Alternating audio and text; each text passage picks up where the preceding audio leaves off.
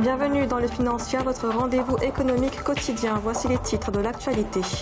La hausse des fuites fiscales néfaste à l'amélioration de la condition des femmes en Afrique. En effet, ces fuites feraient perdre plus de 10 milliards de dollars aux gouvernements africains.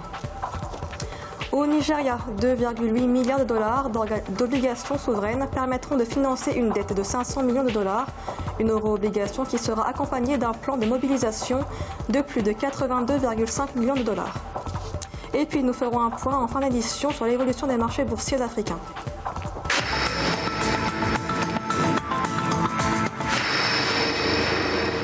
Les femmes en Afrique victimes de la hausse des fuites fiscales. En effet, les femmes seraient particulièrement touchées par l'absence de services publics que les gouvernements n'ont pas les moyens de financer. Des services publics qui seraient utiles à l'amélioration de leurs conditions. Les explications avec Mathilda Dabi. Selon de récentes études, les fuites fiscales font perdre plus de 10 milliards de dollars au gouvernement africain. Ces derniers se retrouvent donc dans l'incapacité de financer les services publics nécessaires à leur développement économique et social et qui amélioreraient la condition des femmes. Ce sont elles qui souffrent le plus de l'injustice fiscale. Il s'agit de s'assurer qu'il y ait assez de ressources que le gouvernement peut utiliser pour financer les services publics qui serviront à améliorer la condition des femmes. Ces services publics doivent concerner l'accès à l'eau saine, l'éducation, les prestations médicales. En général, ce sont les femmes qui supportent ces efforts et ces coûts. Si les gouvernements ne financent pas la construction de garderies, ce sont les femmes qui quitteront leurs emplois bien rémunérés pour rester chez elles et s'occuper de leurs enfants. Outre le montant des recettes fiscales perçues, les femmes souffrent également du type d'impôt privilégié par les gouvernements africains. Il s'agit d'un impôt dégressif. Améliorer la condition des femmes en Afrique passe inévitablement par le rétablissement de la justice fiscale. Les pays africains en développement doivent pouvoir mettre en place un budget progressif qui prend en considération les besoins à la fois des hommes et des femmes. Selon les estimations, 60% des fuites fiscales sont dues à l'évasion et à la fraude fiscale perpétuées par les entreprises multinationales qui se servent de boucles juridiques pour minimiser leurs impôts. Au Maroc, le gouvernement prévoit une baisse du déficit budgétaire à 3,3% en 2019 contre 3,8% prévu en 2018. La loi des finances 2019 prévoit par ailleurs une croissance économique de 3,2% en 2019 contre 3,6% en 2018 sur la base des prévisions d'une récolte de céréales de 7 millions de tonnes. Les investissements publics devraient atteindre 195 milliards de dirhams en 2019, soit une hausse de 5 milliards de dirhams par rapport à 2018. Au Nigeria, le Sénat approuve l'émission de 2,8 milliards de dollars d'obligations souveraines. L'euro-obligation vise à financer le budget national de plus de 25 milliards de dollars et devrait permettre de refinancer une dette de 500 millions de dollars. Les précisions avec Selma Victoria Selfi.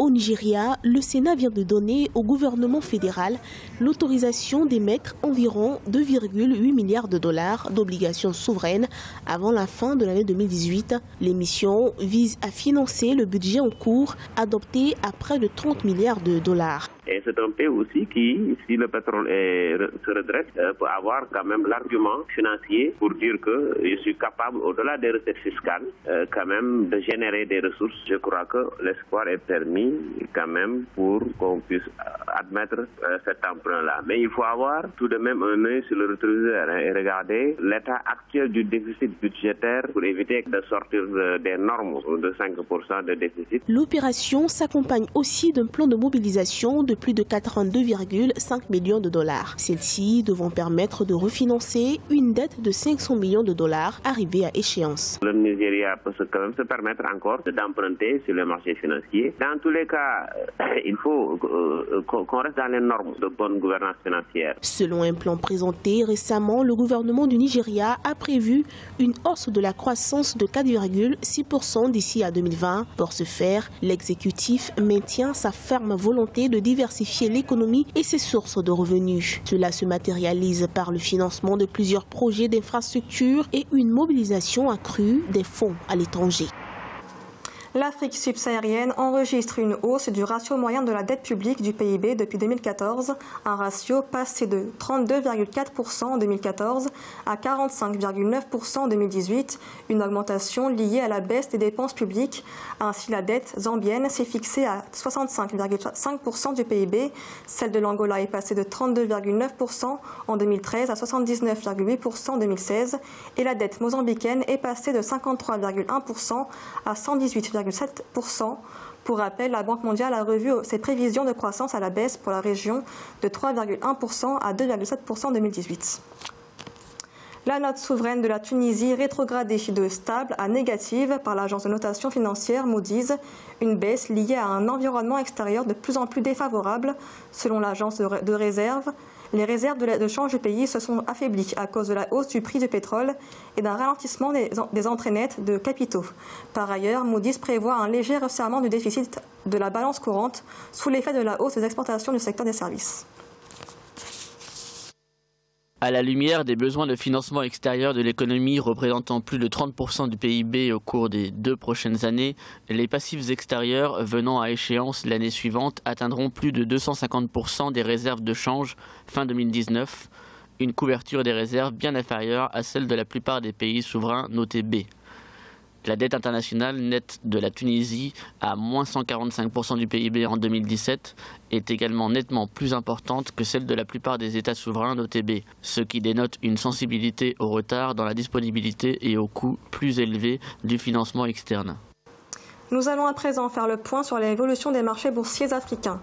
En Afrique australe et dans l'océan Indien, les marchés boursiers de l'île Maurice gagnaient 0,06%, l'indice sud-africain perdait 0,49%, la bourse de Nairobi était en hausse de 1,11% et l'indice Gaborone était stable.